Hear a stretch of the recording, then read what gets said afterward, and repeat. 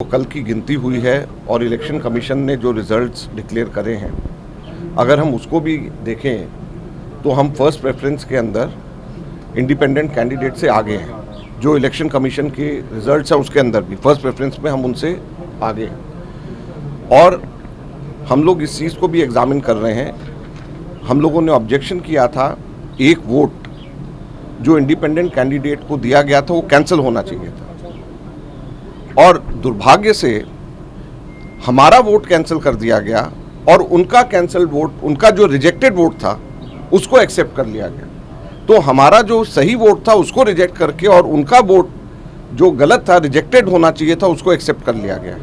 तो इसको हम लीगली एग्जामिन करा रहे हैं। और इलेक्शन कमीशन के अभी के भी इसके बावजूद कि हमारा एक सही वोट रिजेक्ट कर दिया गया और उनका एक रिजेक्टेड वोट एक्सेप्ट कर लिया गया, इसके बावजूद हम फर्स्ट प्रेफरेंस में उनसे आगे हैं।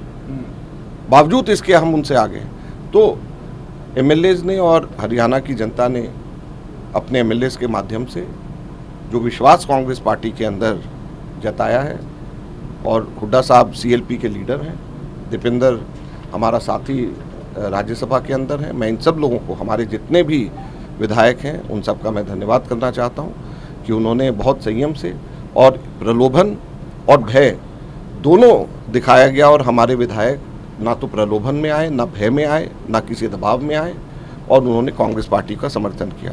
इलेक्शन कमीशन को जो वोट, जो हम लोगों ने कंप्लेंट करी थी, उसकी पूरी जानकारी हम लोगों के पास में है, और वो वोट रिजेक्ट होना चाहिए था उसको उन्होंने एक्सेप्ट कर लिया, और जो हमारा वोट सही होना चाहिए था उसको उन्होंने रिजेक्ट कर दिया। तो बावजूद इसके कि हम लोग फिर भी उसमें हम फर्स्ट प्रेफरेंस में उनसे आगे हैं, और हम आगे इसको लीगली एग्जामिन कर रहे हैं। बिल्कुल नहीं है। मैं इस बात से खुश हूं कि हमारे सारे विधायक, जैसे मैंने कहा, प्रलोभन और भय दोनों से हमारे विधायक आगे आए।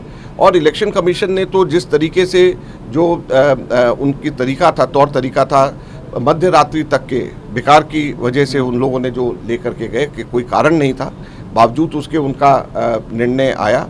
तो ऐसा शुरू से ही लग रहा था कि किसी ना किसी बहाने वो लोग इस चुनाव को प्रभावित करना चाहते हैं। मैं अपने विधायकों से, जिन्होंने हमें वोट दिया है, मैं उनका धन्यवाद फिर से करना चाहता हूं कांग्रेस के महासचिव होने के नाते, क्योंकि मुझे पता है कि कितना प्रलोभन और भय, दोनों चीज़ें, सरकारी तंत्रों का इस्तेमाल पूरी तरीके से किया गया है। उसका पूरी लिस्ट बना करके उसको 1-2 दिन के अंदर कि किस तरीके से किसी एमएलए के फार्म हाउस के बाउंड्री वॉल तोड़ दी गई, किस तरीके से किसी एमएलए के खिलाफ एफआईआर लॉन्च करा दी गई, बेटे के खिलाफ में नॉन बेलेबल वारंट करे गए, ईडी का प्रेशर, इनकम टैक्स का प्रेशर, दुनिया भर के प्रेशर जो हैं उन सब की हम लिस्ट लेकर के हम आएंगे कि किस तरीके से प्रशासन तंत्र का दुरुपयोग किया गया। बावजूद इसके हमारे विधायक अडिग रहे, बावजूद इसके हम लोग जो हैं इंडिपेंडेंट कैंडिडेट से फालतू हम लोगों ने वोट हम लोगों को लिए हैं, और जो रिजेक्ट वोट बैलेट किए हैं, जो उनको मिला है और जो हमारे को मिला, उसको हम लीगली एग्जामिन। कांग्रेस का जो वोट रिजेक्ट हुआ वो किनका वोट था और क्यों रिजेक्ट हुआ, अभी हम लोगों को नहीं मालूम। हम लोगों के जो ऑथोराइज्ड एजेंट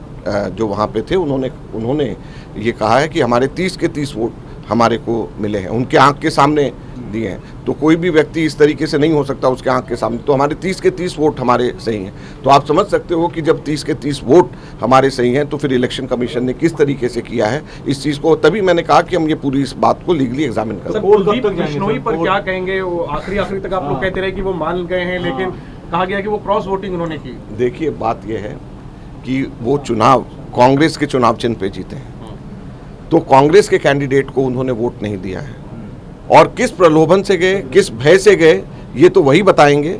लेकिन मैं इतना कह सकता हूं कि जो उन्होंने हरकत करी है, हरियाणा की जनता उनको